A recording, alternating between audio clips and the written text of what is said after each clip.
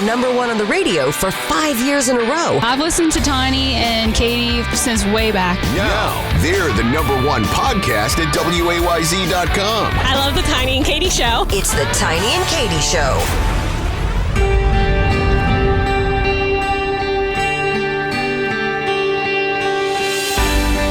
Hey, I'm Tiny. Hey, it's Katy. All powered by Roots Hair Design, Route 11 in Marion. Before we get started, Katy, we got to cover some bases here. First of all, to say thank you would be a gross understatement. Last week's episode, honestly, we just thought that we should take time to honor the late and great Tori Anderson. And all it was just telling some stories and going into detail about our experience with her. Mm-hmm. And to give you a brief rundown of what we saw, we were blown away. The number of views just kept ticking up. And it wasn't that we were excited for us. We were excited because so many people still cared about Tori. Well, and I think I was looking at it from a slightly different lens as well, as there are so many people that maybe weren't able to meet her and know her, right, and were able to get to know that soul and her spirit through that episode, because we did share a lot of stories. And I was so excited that many people maybe were able to get to know her as well, right, that didn't know her personally. So that was awesome to see. We went to her service on Friday, and it was beautiful. It was a beautiful service. And it just was a great way to remember her life and the impact that she had. And obviously there were a ton of people that came because she touched so many lives. And it was nice to share those stories with people that, I haven't seen for a long time, mm-hmm, and see her family. And it was a beautiful service. And we thank everybody who took a listen or watched the episode and was able to just get to remember Tori with us. Yes. Katy said all that needs to be said. And I just want to say as well, the service had Tori's fingerprints all over it. Mm-hmm. We're not going to violate any trust, obviously, of things that were said. If the family would want to, they can. But she just, in stories that were told, her daughter Summer gave the most beautiful eulogy. Beautiful. I mean, that was the best eulogy I've ever heard. She said what needed to be said in such a beautiful, eloquent way. Yes. I was just blown away. Yep. She did a really nice job. Yes. So thank you so much. If you have not seen that episode, I encourage you to check it out when you can. We realize it's 40 minutes. It's substantially longer than we typically do on our episodes, but we put no shot clock on it. We wanted to get everything that we could out. I think that we did. It's an eternal memorial for Tori. It lives on, and that's what we wanted, and that's what you have there. So check that out. Thank you so much. And like I said, we're just very happy that Tori's memory lives on. But Katy, I know she would not want us to keep talking about her, but we love her, and we always will, and we'll keep her memory alive here, that's for sure. So what have you got going on this week? Oh, man. So I haven't fully let this cat out of the bag, but okay, I will, because it's you and me, and here we are. I have decided to take a step back from education, which was a very difficult and long decision that I made. So, and Katy returning to 104.7 WAYZ on the morning show. I've asked a few times, but apparently I asked for too much money, and they don't want to give me that. So that's fine. No, because whatever they give you, they're going to have to match me, and ain't nobody going to do that. I know, exactly. But let's be honest. Where does the real talent lie? I know, but you would be there too. Should be thrown. So I left radio to become a teacher in 2015, and I've been teaching in the classroom for 7 years, and I've been thinking about stepping away and trying other things, still in education, but just in a different perspective. Right. And so for a very long time, I was thinking about teaching abroad, and that was my big thing. I was gonna, and I did. I got my TEFL certification. I did my resume, my cover letter. I sent it out. I was gonna go to South Korea, and then I met somebody, and I kind of put that on the back burner. But I've just known that I want to maybe, me, like every couple of years, I just get this. You're a creature of change. And that's so weird because I'm a creature of habit. I really like consistency and routine. You make my head spin, really, because I I could not exist in your space, in your mind, the way that, because I am a creature of habit, I will stay a creature of habit, and there's no need for change in me. But I also know that you are, I don't know that it's necessarily change. I think that you always feel, you look at it this way, even though you've never said this to me. This is what I've always said about you. You realize that there is a finite amount of time that we have on this earth. And you don't like to get yourself locked into one thing thinking this is just what I have to do for the rest of my life. Well, and the thing is, I'm not a creature of change because, personally, I have a lot of anxiety, very high anxiety. And so when I make these big decisions and I do these big changes, it doesn't come without a bit of a tailspin. Are you kidding me? You know it doesn't come without tears. 800 texts to me. Tiny, I know. Am I making the right decision? Yes. Tiny, And should am I gonna really be do okay? this? Am I going to be okay? Am I going to be okay? Just tell me I'm going to be okay. Now imagine the weight that's on me. Like I could be looking at my phone and going, oh my! And Mary goes, "What?" Like, well, Katie's asking me if she should do this. What'd you tell her? I told her, yeah, she should. Well, if it screws up, it's on you. I follow my gut. I'm really big about following my gut, because it's so large and I can't ignore it. I got it before you went there. I was going to say, you were going there. How can you not follow it? It enters the room 3 days before you do. I knew you were going there. So, I've had a lot of emotional roller coaster episodes with this decision, but I did decide to step away from the classroom and no real plans about what I'm going to do. I'm just having a little faith, just taking a leap of faith. So that was my week. And just been a lot of change these last couple of years. I've been in 3 schools in 3 years, and I was in 3rd grade, then 5th grade, then 3rd grade. And with the pandemic and then the hybrid teaching and the remote teaching, and it was just I just needed a break. I just need to breathe for a second. So I did step away with no real plans about what I'm going to do. I have some ideas, so if anybody's hiring, let me know. Yeah. So if you were waiting for Katy to say, now I've stepped away from teaching and guess what? Here's what I'm going to do. No, not quite. It's just I've stepped away from teaching. Yay! I have a summer gig lined up, something new that I'm going to try. I'm going to be training teachers on a new curriculum. And I think if I do well and I like it, there's opportunity to move forward and maybe do it full time, but it's not a full time job. Right. So we'll see. I'm just hoping that everything works out, and I'm just taking a complete leap of faith here. Absolutely. But I did want to ask you a question about something. Okay. Oh, I don't get to talk about my week at all? Oh, yeah. Tiny, how are you? Sorry. Hey, you know it's always about me. I'm here too. I exist. Tell me about your week. How did it go? One monumental thing happened to me. Every 3 months at Strength Camp, we have testing. I don't know if at Shenandoah Fit you guys do that, where you test for max every now and again. Okay. Well, every quarter. Well, I mean, we do random, we'll work on deadlifts for a month, and then we're trying to get a 1 rep max. Gotcha. Yeah. Okay. So, what we do is every 3 months, every quarter, we have a week of testing. So, one day's this, one day's this, and so on. On Monday of this week, it was test day, and we did trap bar deadlifts. Now, 3 months ago, when I did this, I maxed out at 315, which I was. I don't know what a trap bar. Well, you know how you can take the barbell and just reach over and do a deadlift, right? Yes. Well, a trap bar, you step into the bar, and it's basically The only bar I step into has alcohol in it. And believe me, you lift far more than 315 pounds. Trust me. You go for max every single time. Yes. I'm always beating my old record. That's right. Yes, you are.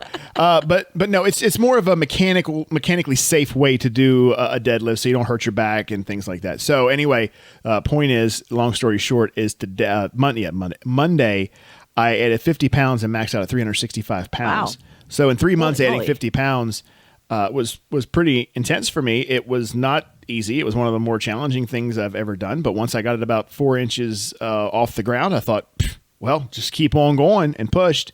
And I did it. So when I told the trainer, this is the one thing that gets me about trainers. And I understand why they do it, because they want to be encouraging, and but they're always moving to the next. So they're kind of like you with a career. What's next? So they wanted you to add more weight and try it again? Well, no. Well, yeah, but not now. When I was leaving, I was telling the one trainer, I said, hey, Andre, guess what? I said, because he teaches the second class, so he was coming in. I said, I maxed out at 365 on the trap bar deadlift.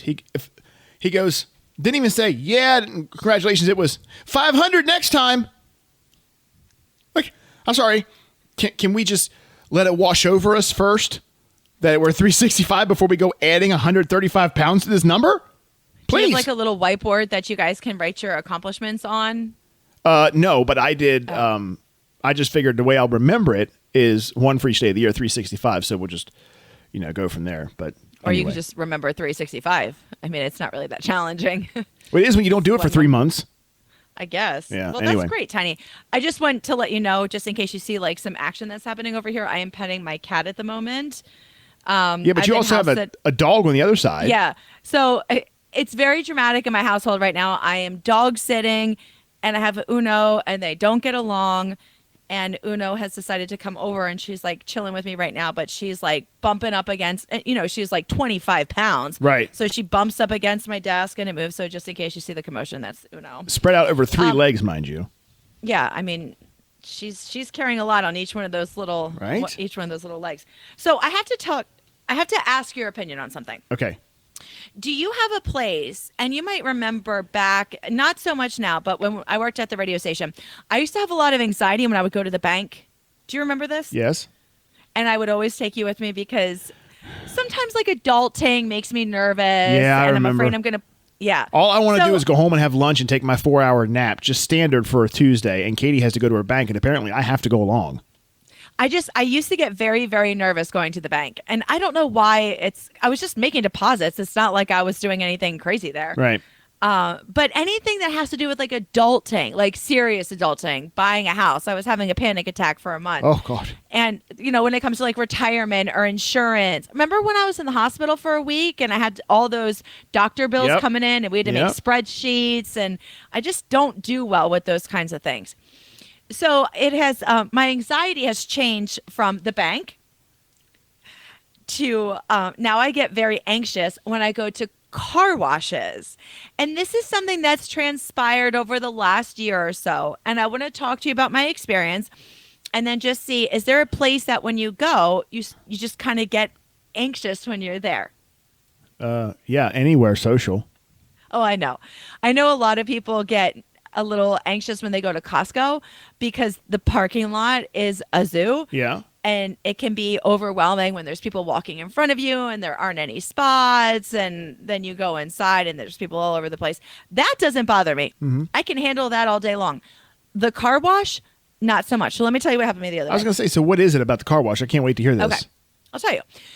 So I'm not a big car wash kind of gal. My car is incredibly old. It's a 2010. It's not the nicest car, but it's functional. It's a Subaru, and I love it. Hey, it runs. I normally clean the inside of it. I'll go to the vacuum station and clean the inside and just detail it, the best that I can. But I never really get it washed. Well, recently I've been trying to be a grown-up and take care of myself and my life. And so I have this issue when I go to the car wash, and I'll tell you why. For starters, I'm always going to a different car wash because they're popping up and then they're closing down. So it's like I can't get used to the routine of that particular car wash. The But here's what routine, happens it's to a me. car wash. Here's what happens to me. Okay. This happens every single time. Like I'm sweating right now just like talking about it. So I go up to the beginning of the car wash, and you know how you have to put your car in neutral. So Yes. you get on the tracks and you put your car in neutral, and then it goes through the car wash, right? Sure. Yeah. Well, inevitably, every single time I put my car in reverse. Every single time. Because I'm not used to going in neutral. So, and there's a bunch of people and they're like, all right, stop. Car, do you have to turn it off? No, you don't. Typically, turn your you car off. don't. No. No. So they'll say like neutral. And now it's happened so many times that I accidentally put in reverse and then I jerk back and they're like, no, neutral. And I'm like, oh my gosh, which one's neutral? The one So with the you actually end? Okay. you hit the gas too, Yeah. Oh, no, I don't hit the gas. I just put it in reverse. and obviously it But then they idles just- back. And then I just have a panic attack. So I'm like, okay, I'm on the track. I'm going through the car wash. I don't have anxiety when I'm actually going through. I actually really like it. When I get to the end of the car wash, I never know what I'm supposed to do with my car. So you get to the light and it turns, I don't know, red. And I guess that means we're done. Smell you later. But I never know, am I supposed to put it in drive or put my foot on the brake and then put it in drive? And every time I go to the car wash, I do whatever I'm not supposed to do. And my car like jolts forward and I start to have this panic attack. And so I told my best friend Bridget about it because I tell her everything. And I'm like, listen, like I'm good at the bank now. I'm good at Costco. You know, I bought a house. I'm a real adult. I'm a grown woman. I quit my job. I just can't wash my damn car. But I cannot handle being at a car wash. And I just started to have this anxiety. So I called her the other day and I was like, all right, Bridget, I'm at the car wash. And she was like, okay, what part of the car wash are you at? And I said, well, I'm getting started. I put it in neutral, but I accidentally put it in reverse. So now I'm going into the car wash. And I had to have someone on the phone with me while I'm coming out of the car wash because I just am a panicked, sweaty mess. It's ridiculous. So all that to say, yeah, ridiculous and irrational and that's silly. And I get that. But I know that people start to feel a little worked up when they're going to different places for whatever the reason may be. You had a bad experience there. The crowds are overwhelming. But I wanted to ask you, do you feel that way when you go to a particular place, or is that just a me thing? That's a you thing. Here I was ready to have this grand conversation about it. Well, Katy, what could I possibly have that compares to you playing bucking bronco with your car in a car wash? I know it sounds so silly, but it's true and it's real, and that's who I am, and I just have to accept it. No, you don't. No, I do. No, you really there's don't. No other option other than don't wash my car. Just drop it into neutral, look down, and see where the N is, and push the gear shift to that. No, I mean at the end. Like Okay. you put your foot on the brake first? No. At the end, go right back into drive and then lightly depress the brake. And that way... But it jolts forward when you put it in drive. Yeah, but not to the point where it's going to cause any harm. That's just normal. And I know it's coming. So like as I'm going through the car wash, I'm like, oh, I'm okay at this part. I know I got some time. And then when it starts drying, my heart starts racing. To be fair, here we go. The drying part of that does give me anxiety because you only have 30 seconds, if that, of drying time. And you really want to get all that water off your car. And you're taking the time, you're going real slow, you're making sure it gets the hood, and then obviously it's coming up to the windows, and you wanted to get everything off. And then you're like, okay, now I'm going to get off the back. And by the time you get to the back, it's already been done for 20 seconds, and you're screwed out of airtime. So there's that. Kind of like I was just screwed out of the airtime we just had for the last 10 minutes talking about a freaking car wash that you have anxiety about. I thought you'd like the story. It kind of pisses me off. Okay, well, let's talk about it. Well, there's nothing to talk about. I don't understand how you can't understand. Pop it into neutral and then just do it in reverse. Don't actually go in reverse, but just, work backward in sequence. That's all you got to do. You know what it makes me think of? Do you remember when we went to that place in Pennsylvania, which, by the way, some of you may have been here or have been to a place similar to that called Gravity Hill? Uh-huh. And it's like this optical illusion, apparently, and you go to the bottom of a hill and you put your car in neutral and then it sends you back up to the top of the hill. Yes. But apparently it's some optical illusion with the mountains and it's sun. the landscape around it that makes it look like you're actually going uphill when in reality you're going downhill. You know, Tiny, do you still have that video of when we did that? I do have it. Yeah, we should pop that in here. We'll do it. Because that is a very crazy experience. Didn't you think that was a little wild when we did that? I did, and I tell you what, we'll play that video coming up here right after the break, all powered by Roots Hair Design, Route 11 in Marion. You don't want your hair just cut or styled. Get your hair designed at Roots Hair Design, 5459 Molly Pitcher Highway in Chambersburg, 717-375-2130. How about a women's cut? $32, $35, or $38? Guys, you're not going to get a better price on the cut you're going to receive at Roots Hair Design than $23. $3. Now, if you have a teenager, girl or boy, $25 and $20 respectively. A kid's cut, just $18. Maybe you need your roots touched up, they have that as well. And they can do your nails, take care of your lashes, facial treatments, waxings, and what I plan to get is a massage. Roots Hair Design, 5459 Molly Pitcher Highway in Chambersburg. $10 off your first service to any new guests, and they're approaching their 12th year in business. You don't last that long if you're not doing something, or in their case, a lot of things right. Roots Hair Design, we can't thank them enough for being part of the Tiny and Katy Show. More of the Tiny and Katy Show starts now. We're right outside. We're south of York, I'd say about 10 miles. Okay. Lewisberry. Lewisberry? All right, yeah, that's all signs for that. Okay, here we go. Here we go. So go up to this hill slow because I want to see, make sure everybody can see what the curvature of the road looks like. I mean, you're going downhill. You can see that bus coming. It looks like it's coming downhill, and we look like, and right now, feel like we are going downhill. Now, Okay. this is the real deal. You're going to put it in neutral. Neutral. Let's see. Neutral. Are we in neutral? Look up here. Neutral. We are and we're in moving. Neutral, and we are moving. That is weirdness. Hands Like are great. off the. Hands are off the steering wheel, feet are off the gas. Their engine is not revving, and we were moving. That was it. Spooky, huh? It is kind of spooky. I fear for my life. Get me the hell out of here. We're going. We're going. Okay, peel out of here like a mother. Katy, that We should go back. We should go back and try that again. yeah, I was going to say that seemed the quality of that video. And here we thought it was like this revolutionary. Oh, I'm using my iPhone 3. Tiny Cam 2000. Oh my God, it's like Tiny Cam 2,000 years old. Do you know what I remember about that? What's that? Do you remember that jacket I was wearing in that video? Oh God, yes. Do you remember what I called it? No. It had a name. She had a name. Okay. It was called the Snaz. Yeah, I don't find it snazzy at all. You look like a Sherpa. No, I love that jacket. It's a Well, nice okay, Calvin Klein jacket. Look, there's stuff that Yeah. I've liked that looks stupid, and I know it, but Obviously. I still like it. Like I like you. Yeah, well, look at that face of yours. Yeah. Yeah. That's So, one of them.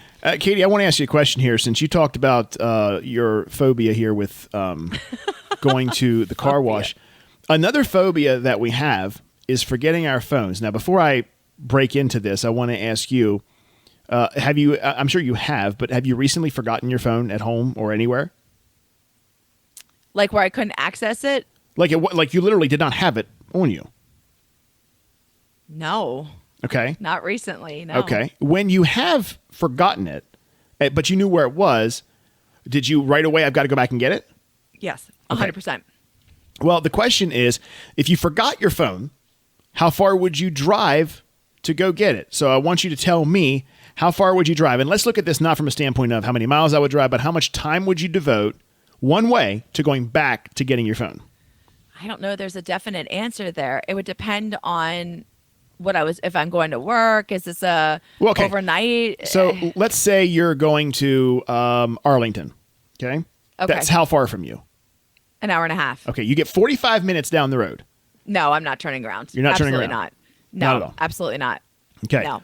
Well, what about 30 minutes down the road? No, 10? I'd say 10. 10? 10, yeah. Okay, I'm but glad the other you thing said is, that. not to interrupt you, but I have a Fitbit. Now, I can't text from my Fitbit, Right. but I can get my text on my Fitbit. So if something was really an emergency, I would be able to see like, hey, Tiny, I don't know, needs something witty and funny Right, I can't think of right now. And I would be able to, I don't know, get on a computer, get on Facebook and Okay. message you. Right. Well, it's good that you would say 10 because that means you're average. The average person said that they would devote 10 minutes one way, so 20 minutes total, to go back and get their phone. I don't know that I would devote too much time I know you wouldn't. to doing it. The only reason, or I should say, the only scenario where I would definitely go back and get it is if I had just dropped the baby off somewhere and I was the contact and God forbid something happens, I don't have my phone. I don't know that there's any amount of time I wouldn't devote to making sure I got that, or at least getting a hold of the person to say, hey, look, you can't contact me, but you can contact my wife, Mary, something. But realistically, forgetting my phone, I would view that as a blessing from God. Yeah, but you're an anomaly. You're not like attached to your phone like most people are. The only time I really use my phone heavily is it's the weirdest thing. And you would look at me probably and you'd be like, Tiny, I cannot believe what I'm seeing. is, and this is a follow-up question that is actually really good. When do you use your phone the most? Is when Mary and I settle down for the evening and we're watching TV. And you know the shows we watch, those like Below Deck, Southern Comfort, those stupid, mindless, just reality shows that in a lot of ways are... Huh? What was the one you just told me about with the woman who has the butler who makes the martinis? That's Southern Charm. Southern Charm. Southern Charm. Okay. Yeah. Okay. So they're kind of ambient, I would almost call it. And there's not really a storyline. You're just waiting until the next drunken fallout to happen, really. So you miss anything in between that. You're not like, oh my God, what did I miss? Who cares? They hate this person, hate that person. Bless you. Oh my gosh. Can I also say, we've been doing this for how many episodes? And that was the first time one of us sneezed whilst recording. Yes. Hang on now, because we're gonna skip over this next part because I want to talk about sneezing in a minute. You want to talk about a time where I would get ticked off. This. Oh, I know. So, I know what you're gonna say already. But I'll be sitting there, and Mary will too, just on our phones, just scrolling Facebook, checking email, doing whatever. And maybe it's just because we're not watching the most compelling TV in the world, but that's when I'm on my phone the most. Now, so 10 minutes, we agree, and that probably would be about the max that I would devote to it. We're going to end talking about this today, and I love how this just came up because Katy sneezed. I know exactly what you're going to say. Can I guess? Let's see how well Katy knows Tiny. Let's do it. This round of How Well Does Katy Know Tiny? Brought to you by Roots Hair Design, Route 11 in Marion. So Tiny gets irritated when people do multiple sneezes and expect a bless you after... Oh, do you see that cat hair that just fell in front of my face? Oh, shit. Freaking Uno. When people sneeze multiple times and expect a bless you per sneeze. Yes. So when Tiny and I used to work together, because I don't have a lot of sneezing fits, but every once in a while we have like 3 or 4 in a row. So now, mind you, not like achoo. I'm like a rocket. Yeah. It's like achoo. It's like a rocket taking off. And then maybe 20 seconds goes by. Hit it again and hit it again. And Tiny used to either not say God bless you after the first time, and then at the end I would say, excuse me, and he would say, no, I said bless you the first time. Or he would say, this is God bless you for all of your sneezes. Yes. Don't ask me again for any more. Mm-hmm. Was I accurate what you were going to say? Yes, but here's what would make me so upset is the fact that it made you upset when I wouldn't. So here's what I would see. So obviously Katy was sitting beside me in the office, right? And I would see this. Let me make sure I can get the view here for you. All right. And mind you, I'll not. This is me not saying God bless you. So we're maybe 2-3 sneezes in. Okay, here it is. Achoo! It is drawn out like that too.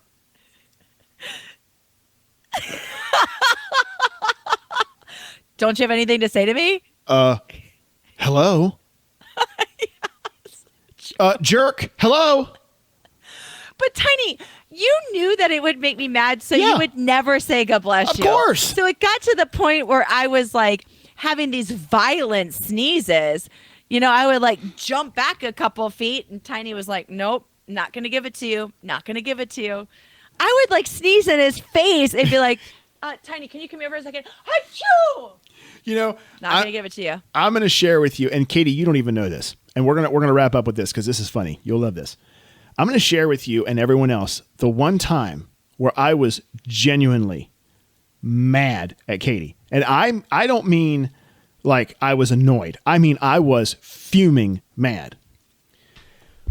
We went to Pizza Hut, and I was with Mary at the time. It was early on in our relationship. I'm pretty sure I was with Mary. Anyway, regardless. Actually, Mary might not have even been there. Doesn't matter. We were at Pizza Hut. I think you had your boyfriend at the time with you. And my favorite thing at Pizza Hut are their breadsticks, and they put cheese on top of them. So it's basically pizza without the sauce. Yeah, cheesy breadsticks, Tiny. We all know this concept. Hang on. So Katy, as she typically would when we sit down and order something, she's like, she wants to know what everybody else is getting. So Tiny, what are you getting? I'm like, I'm gonna get cheese sticks. She looks at the menu, and she goes, they don't have cheese sticks. Where do you see cheese sticks? Because she loves mozzarella sticks, mind you. I said, they're right there on the menu. Yeah, that's called cheesy bread, Tiny. And she fought me that these were not called cheese sticks, that they're called cheesy breadsticks. A cheese stick is a mozzarella stick. I'm sorry. Folks, I still hold true to this. folks, I'm telling a you. cheese stick is a mozzarella stick. This is what I dealt with, but she was not smiling about this at the time. I can't believe that you still don't think that a cheese stick is a mozzarella stick. Katy, you are a grown-ass, educated man. Listen. A cheese stick is a mozzarella stick. Cheesy bread is what you're discussing. I understand that cheese sticks are mozzarella sticks. I get it. I know what you think cheese sticks are, and they are. If I was at another restaurant and I wanted mozzarella sticks, I probably would say I'll have the cheese sticks. I understand that. But Pizza Hut calls what I just described, they call that cheese sticks. It's on their menu.